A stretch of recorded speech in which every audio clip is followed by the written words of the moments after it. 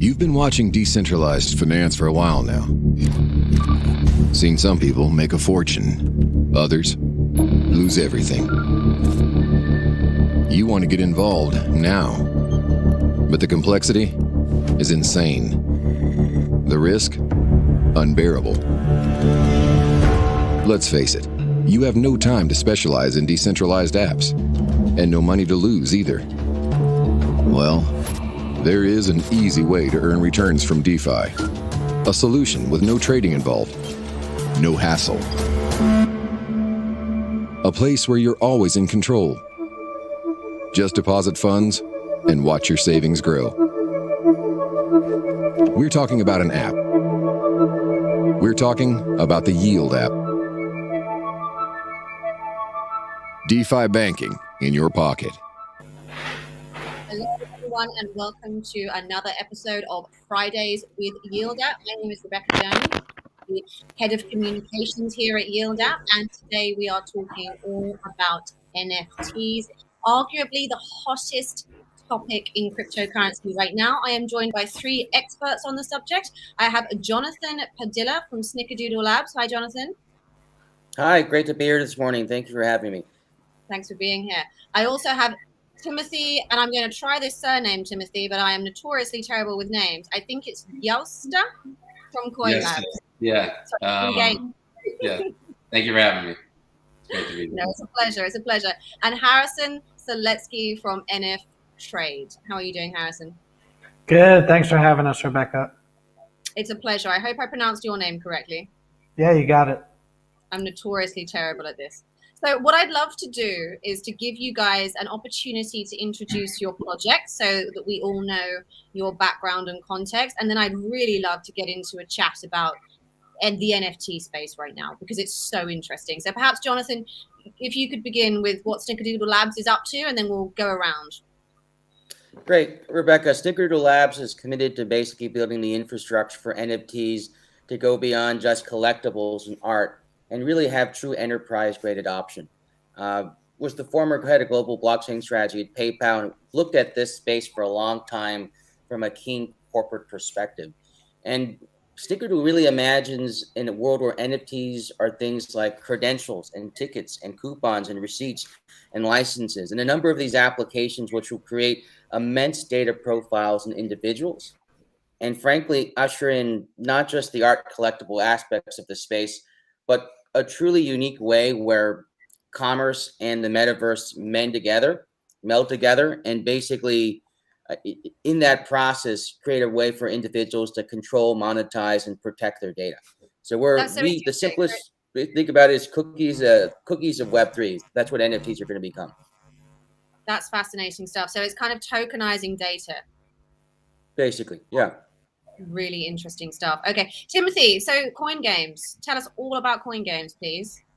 So we're an actual game studio. We're building a play-to-earn AAA game experience. The closest thing out there would be essentially taking a very similar style game to Supercell, so a fast-paced mobile game. We're building a game in the auto battler, auto chess genre, but with a more control and activity.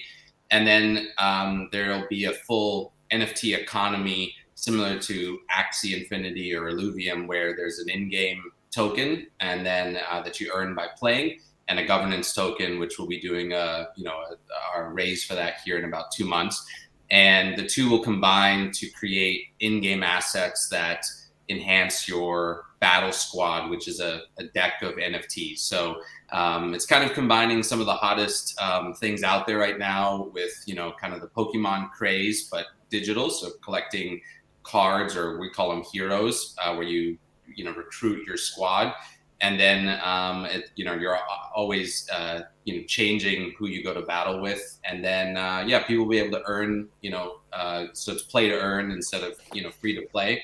And, I believe that, we've seen this revolution of gaming from $40 a game to $1 a game to free to play. And now we're moving into an era that I believe is just inevitable because it's better for the consumer, where, players will be able to own every asset in the game. So if you're willing to spend your hard-earned time and even money to invest in a game ecosystem that you reap the benefits. So every single item, every hero is a NFT built on the blockchain, and you'll be able to sell it, value it, trade it, or just stare at it and know that it's worth X amount of dollars, and then actually earn a in-game token and a governance token similar to Axie's model. So it's a and it'll be our first game in this metaverse. We'll move on once we've executed on game one to additional games, and your assets will actually carry from game to game to game. So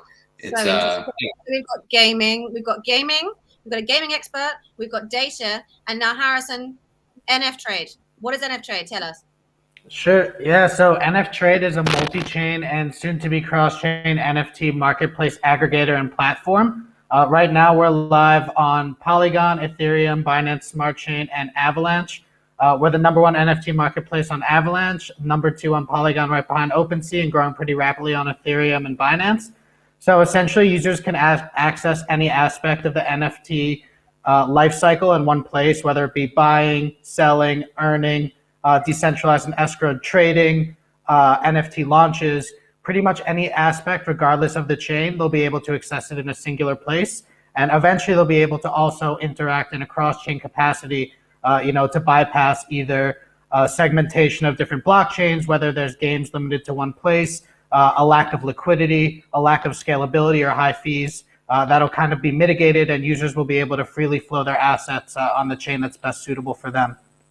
Okay, I mean, that to me, and we'll get into this maybe a little bit more in detail, is a key issue at the moment with NFTs, because the accessibility piece is very important here, because as interesting as NFTs are to a lot of people, it's how do you pay for those big old gas fees on Ethereum, right? So making it available cross-chain is probably quite important. But before we even get into that, I would love to have a kind of background chat on where we are in the NFT space at the moment for the newbie, because what do most people hear about NFTs? They hear about $69 billion being spent on a piece of, digital art at Christie's. What on earth is this whole space about?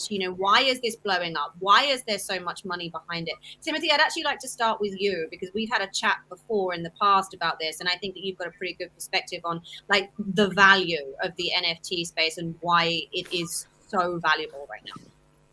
Yeah, so I mean, I kind of went through that same journey. I saw that article, 69 million on a single piece of what I considered not that much different, or really didn't understand, a year ago or 9 months ago, however long it was.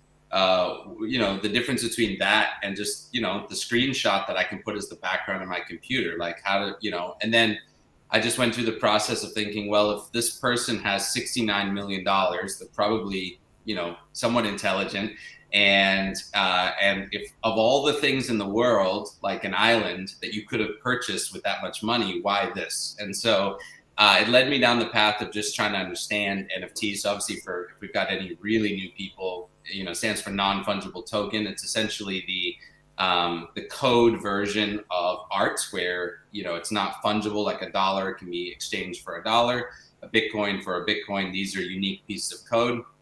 And then, but in and of itself, the digital image and the code don't separated, don't have a lot of value, or they struggle to find value. But when you put them together, you now really have almost an elevated version of art, where unlike the art that I have here in my home, I'm not able to flex it the same way you will be able to digital art. We've all seen what Twitter announced, where they're going to have a blue Ethereum check mark on your profile, and it's very similar to the blue famous person check mark that only are reserved for the most famous people in the world. And so I believe the day that drops, along with the collectibles tab on Twitter, we're going to see that concept of how people love to flex in their digital life, but now in a whole new way. And so I started researching that, and once I understood that we were really on the edge of what I believe is a new era of art, where my kids will more likely collect digital cards versus physical. more likely to collect digital art versus physical, it started to make sense that, obviously that coupled with Beeple, specifically his story, same with CryptoPunks, anything that, has crazy prices, there's a story behind it, just like art. Banksy knows how to create a story better than anyone. And so then that fills in all that space between what it cost him to create the art and what people pay for it. They're paying for that, that status or that story. Yeah. And kind of provenance, ownership. Right. So that's kind of the art piece, the gaming piece, the profile picture piece. But there are also these other avenues that NFTs can go in. And thank you, I should have really said what NFT stands for. It's non-fungible token. It means that it can't be copied. It means that it can't be replicated. Yes. So there are these other uses. And Jonathan, this is my understanding is what Snickerdoodle Labs is looking at. This is actually something else that NFTs can do apart from just be really valuable as art pieces, correct? 100%. I mean, just to underscore the art piece, I mean, think about, say, like the Mona Lisa. Like, you can have a complete replica of that, but it goes to the provenance and knowing that that is the exact piece. And it's this kind of concept of the individuality and the uniqueness of those pieces that are connotating this extreme value.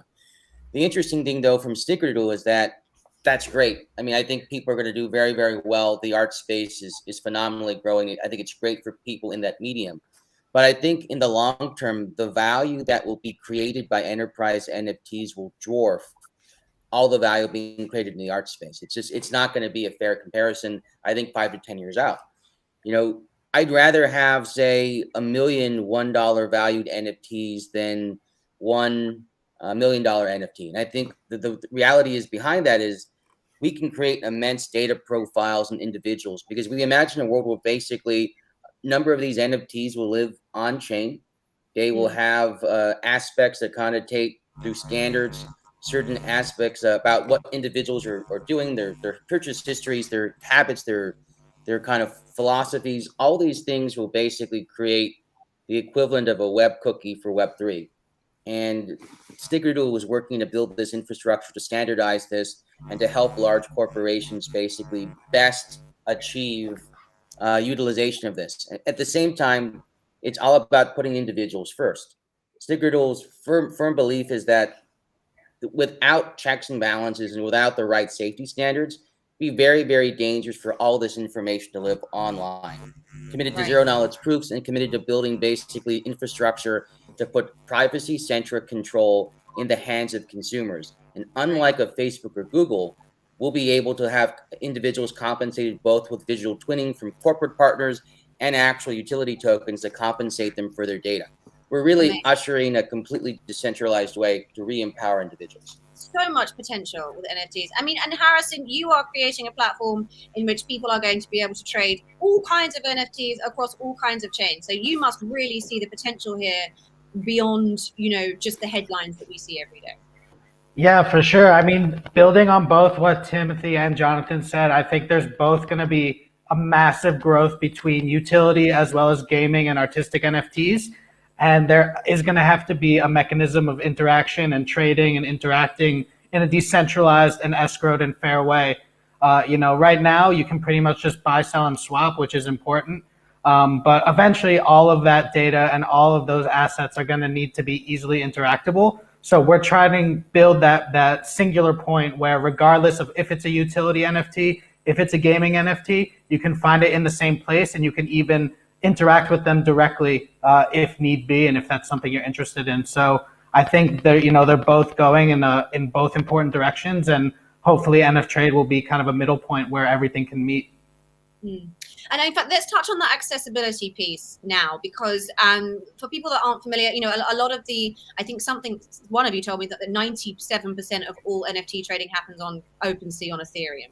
So I think it was you, Harrison. And so, it dominates the space, and Ethereum gas fees are crippling, really. I mean, I think there was a minting event not too long ago where we saw gas fees go up into something like the thousands because so many people were trying to get hold of these NFTs. So it's becoming quite inaccessible. It's the average person that wants to get involved in NFT now.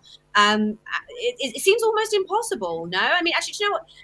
Harrison, tell me about what you're doing to make that accessibility piece, and then Timothy, I'd like to come to you on this and how you feel that average people can even get involved in gaming at this stage. So Harrison, tell us a little bit about that accessibility piece first. Yeah, so building off what you're saying, the majority of the ecosystem is still on Ethereum, which right now is unsustainable in a lot of ways, especially when the network is really bogged down by transactions. I think that's why we've seen such massive growth on these alternative chains and layer 2 chains like Binance Smart Chain and Polygon, because people right now are willing to sacrifice a level of decentralization in order to facilitate these transactions in a reasonable pace. So, I mean, right now on NFTrade, you can buy some NFTs for 50 cents, 25 cents. That's just not feasible on Ethereum at this current stage. So, especially for gaming, I'm sure Timothy deals with this. Transactions have to be minuscule or negligible in terms of the fees, especially if they're doing hundreds, thousands, tens of thousands of millions of transactions. So until Ethereum layer 2 or until Ethereum 2 and the scalability solution is in place, there is going to be these alternatives popping up and taking away some of that market domination. I think in the end, Ethereum will return as king if it can do everything it's supposed to do. But for now, it just presents opportunities in a lot of different spaces for a lot of people to step in and provide value where Ethereum's lacking. Timothy, so let's move to you now on the average person getting involved in, even the gaming space, which you feel like should be an easy thing to get involved in. Is it still an easy thing to get involved in? What are you seeing from your side? Yeah, you're seeing on gaming that most games are building, they may launch like we did. We launched an avatar, which is kind of our access point into our ecosystem, where you have an avatar. You can now build the game with our devs and designers, and it gives you whitelisted access to all future, first edition card drops, which are the assets used in the game that we'll sell initially. And then, even our governance token, we're giving our players the right to invest in that alongside our strategic partners. But that initial token, we went on Ethereum because I do think, as Harrison said, that it will always be kind of the king chain when it comes to this. That being said, our game, along with most games out there, are going to be built on a layer 2 for that exact reason, because when it comes to the actual game, you want that flexibility to really integrate blockchain into your game design. And if every single interaction or transaction is costing, hundreds of dollars, it doesn't work, right? My first experience was minting, they were called something different originally, but polychain monsters. And I got so excited about, in the kind of gaming space, I got so excited about the idea of unlocking these Pokemon style characters and understanding that whole process. And so I bought a pack, with their token. And then there were 3 little monsters inside. And then, I went through the process of opening the pack, only to realize they actually didn't even have them technically on the Ethereum blockchain fully. You had to move them. And it was like $40. And I just sat there thinking, a kid is not going to do this. I mean, what? So $200-$300 he's got to borrow from his mom to be able to play this. So yeah, I mean, when our first hero card like asset drop happens in December, the packs are going to be sold for just for 5 NFTs around the price of buying a pack of cards at a store physically.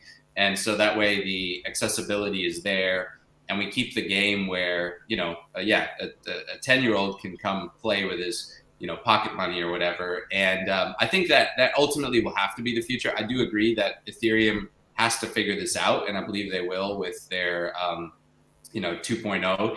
And at that point, we'll see consolidation. But, the other lines when it comes to NFT, you see with like Solana, their first real good NFT, their apes, that now is becoming the blue chip, the punks of that line. And so you're noticing, especially with the art world, aside from even gaming, the first of any kind is catching a lot of traction and immediately being cemented as the OG in the space, because we are so early. You know, if we fast forward 10 years from now, the question I would just ask everyone to ask themselves: do we think NFTs will have spread by then? Do you think it'll be a more accepted medium of art or whatever? And if the answer is yes, then you have the opportunity with good projects, good communities, good art, good support systems, to identify potentially things that will have a high collectible nature to them, because we're so early. We're kind of forming a new industry in a way. There's always so much fear about missing the boat, but in fact we are still incredibly early, and there are fees to pay, but we're extremely early. I mean, ridiculously early. Yeah. Yeah. I mean, we're probably still even early on Bitcoin, although that's debatable. I'm not sure. Yes. I mean, especially as it's touching all-time highs. So, Jonathan, in terms of accessibility, I love the idea that I can tokenize my data and I can actually start to profit from my own data, as we all know the huge social media companies and so on profit from our own data. How are you going to make that accessible through NFTs to the average person? Tell me, because I'm fascinated. Yeah, I mean, we're building with IPFS and Ceramic, we're building a system that basically your data never has to leave your control. You control your data. We're using a lot of the core tooling on Solana. I think the technology there is really, really top notch. Raz and Anatoly are building great product, but we imagine a multi-chain world, and we want to have a system where we can take benefits of layer 2s and frankly, more cost-effective, more advanced chains than Ethereum. I mean, I'll be super candid. I think a lot of the work on Ethereum is great, but it's not built for enterprise. And even with some of the layer 2s, it's a bet. And for a big corporate actor, it's a very, very difficult bet to make if you have to put all your eggs in that basket. So it's really looking at best-in-class technology and then basically creating the tool set so that this data can be tokenized. And frankly, individuals from large corporates can then start doing NFTs in a way that is just much more optimized for commerce. Looking at, let's say, the video game stuff that Tim's doing, like the technology we're building would allow his company to basically optimize and target for the best effect based on the analytics behind these NFTs. And that's something in the conversations we've had with companies like Animoca. We launched a massive partnership with Animoca, Solana, and FTX last week on NFTs designed for Hispanic Americans. I mean, the thing that gets them excited is basically the ability to frankly focus in and have real advertising and analytics targetization for this in this space. So it's technology that will help other companies optimize their NFT drops and their advertising, and at the same time, on the back end, allow that to monetize data and value for individuals. So it's really completing the full product. NFT minting without the analytics and targeting is like shooting a gun in the dark. It's an incomplete product right now.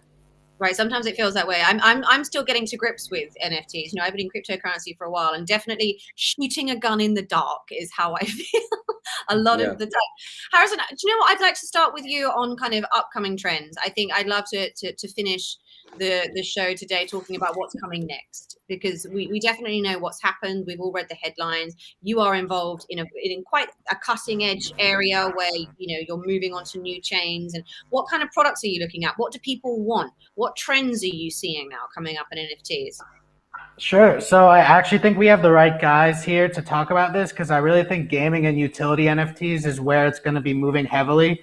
Like, I'm a fan of a lot of these profile picture collections, but I don't know how many are going to be here in a couple years. In 5-10 years, there's a good chance 99% of them are going to be totally valueless, and the ones that maintain, maybe they will be extremely valuable. Just like every other, the cryptocurrencies in the last 5 years, even companies, 90% of companies fail after the first 5 years. So I think in such a cutting edge space, we're going to see that even greater rate. So I think really where NFTs are going is value add for the users, objective value in the sense that, there's tangible value behind putting amount of time and effort into a game, or if you're selling your data, if you're monetizing different aspects of it, if you're able to digitize a ticket and make sure it's guaranteed and able to easily trade it, there's tangible value in those transactions. So I really think that's where the NFT space is heading. I think we have a long way to go. I think, it's going to take some time, but all of the infrastructure is already starting to be in place, and we're already starting to see it budding and growing. So I think it's going to get much more technologically advanced and much more valuable for the actual end user compared to speculative NFT trading.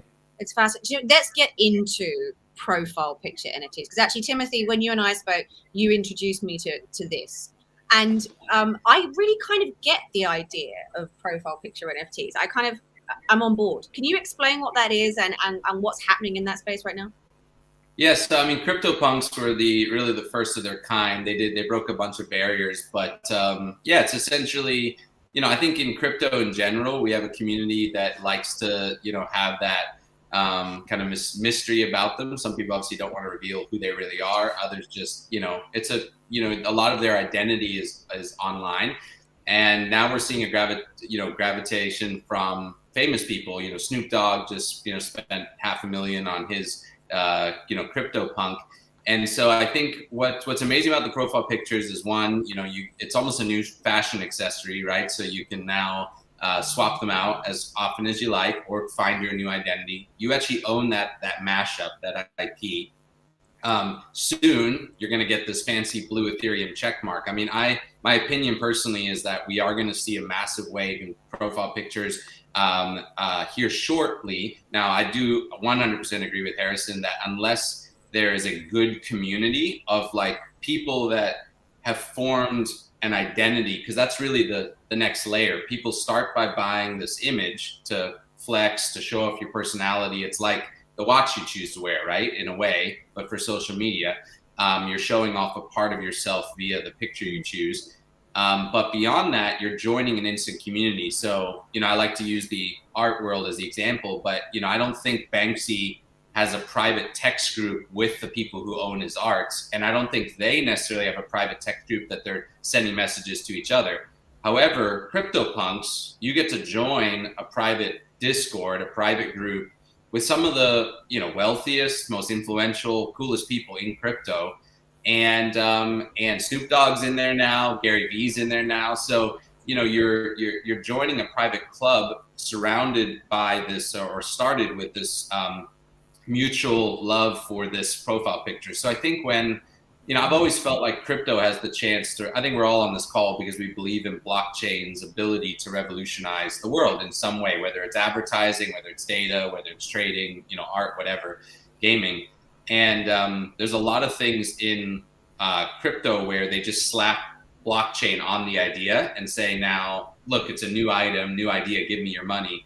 And it really doesn't improve the industry. But art, gaming, data, trading, blockchain does really improve those for the user. So in the end, they will win, I believe. And so, in the same way, now being able to join these clubs where art's just, you buy the item, now you buy the item, you get to interact with the people, you're joining a community. And so I believe that when Twitter releases their collectibles tab, that blue Ethereum check mark, and then Coinbase coming into the space is pretty big. There's not a lot of active users. I don't know if Harrison maybe knows the numbers, but I mean, I've heard, 50,000 active users maybe before the boom in a day on OpenSea at times, which is just ridiculously low. And in 2 days, Coinbase had 1.2 million whitelisted registrations for their new platform. I don't know what it's been now in 9 days or whatever it's been since the announcement. They have 68 million users, Coinbase does, registered users, obviously not all active. So even if just a small share of that end up saying, well, what is this NFT space? What's this new collectibles tab on Twitter, if they're into that? What is this new profile picture verification mark I can get? I think we see a flood, whether that hits right at the end of the cycle. And then I also think it's, in a way, it's the new Lamborghini. It can be the new Lamborghini for the wealthiest in crypto. So I think that my prediction is we're going to see a cycle. Hopefully Bitcoin continues to climb here shortly. Then we see the move into mid caps. Then your small caps, and then your meme coins, and then back into NFTs while the other stuff corrects. Right. And that's when I think we see the crazy big wave. But I think in between then, some of these projects could definitely die. But I think we have much higher heights coming, at least in the gaming and utility space and collectible space, Let's for definitely sure. not I mean, obviously, Bitcoin's current run. Let's leave Bitcoin where it is. I mean, what I really like about the idea of the profile picture piece, though, is it kind of almost fits into to what you're doing, Jonathan, because there seems to be an increased drive towards privacy now. I mean, the crypto community is extremely, hot on privacy. It really was why crypto was created. So that now you have kind of like a mix of really the raison d'etre of crypto with NFTs, which is like the hottest thing in crypto, and people are paying all of this money to have like this really cool private profile picture. It seems to be a cross of those two trends, No, very much so, and I think what's going to come down to is beyond just privacy, this concept of identity. And so, how does this go to be a part of who you are in a metaverse, who you are in a digital community? And that's something we're very, very big on. We have a project we've codenamed Patronus for those Harry Potter fans out there, and we're taking a deep dive on digital ID. We think that the future is, frankly, something akin to an 1155 composite, where we take elements of people's data and background and frankly tokenize it to have a true universal ID system that can be applied to a given challenge. May it be going to a bar on a Friday night, opening a DeFi or NFT account or a bank account, eventually going through passport control. So, and the basis of that is how do we reveal the least amount of information possible to complete the challenge? So it's very, very privacy centric. It's very much focused on utility. And how do we basically meet and mitigate the friction between the virtual and physical world, which I think is going to be something we take a deep dive on over the next 5 years as more and more enterprises and large corporations and frankly even governments begin to go down this path and see this not just as some fanciful forward-looking dream, but actual reality and execution. It's fascinating stuff. Well, listen, guys, we are up at time now for the show, which is a shame because I feel like each one of you could take us in a wonderful direction, and perhaps we will have a special show with each one of you. But for now, could you give me a little opinion summary? Do you think that Mum is going to own NFTs in 10 years? What's the prognosis? Harrison, you start with us. I think 100%. I don't know if Mom will even know it's an NFT, but we'll know on the back end it's an NFT for sure. Might not be a game or a collectible, but she'll have something, yeah. She'll have something. Okay, maybe one of those profile pictures, Maybe, yeah. Handbag shaped profile picture. And NFTs in 10 years, Timothy. I mean, I think they will be in every facet of our lives. I think they're going to get integrated. Like Jonathan said, I mean, passports. I believe concert tickets. I was just talking to a friend about how amazing you could make a log of every concert you went to. The artists could make custom pictures for every concert. So you collect them and you build this concert collage, Beeple style image in an NFT. I mean, and that's an idea if someone wants to run with it. I'm too focused on building a game over here, but I think it'll be in every facet of our lives. And I think people are going to come to the idea, and that's kind of what we're all saying. You can own whatever it is. So if you're going to play in a video game, the player should own all that. Not the corporation, right? If it's your data, the person should get to choose how to use it and monetize it. And then, I love what Harrison's doing with the cross-chain, because that's really right now one of the biggest frustrations is even for us, we're going to have part of our NFTs on one ecosystem and part on another. And where do they meet? How do they interact? I was literally talking to a friend yesterday about that issue and how do we mirror and all that. So yeah, I think it's such an innovative space, but because it's really crypto at its core, the DNA of it is privacy, but also freedom, right? The decentralized nature of it not being controlled by some person who wants to then make it move where he wants to. It enables the people. And that's why, in my opinion, it's going to win. And I think I've never seen an on-ramp to crypto the way I see with gaming and NFTs. To me, gaming and NFTs is the on-ramp for the regular, normal world to come into crypto. And like Harrison said, maybe they don't even know they're in it and that they're utilizing it. But I believe that's how we see. That's a really good point. I think I agree. You know, it is bringing people in a way that we haven't seen, and perhaps in 10 years, yeah, that's a great way to put it, Harrison. They won't even know it's an NFT, but they'll be in it. Yeah. So, Jonathan, round us up now, please. Will Mum have NFTs or not? Other prognosis for NFTs in 10 years' time? Mom will definitely have NFTs. As I said earlier, we're doing this thing with Solana, FTX, and Animoca, but we've doing a bunch of stuff. There's a Mexican-American game called Loteria, and we're doing a bunch of Hispanic-themed NFTs. My mom's a judge. We're doing an NFT based on Sonia Sotomayor, who's one of our Supreme Court justices here in the United States. And so I think Mom is getting NFT number one of that line of the Jueza or the judge NFTs.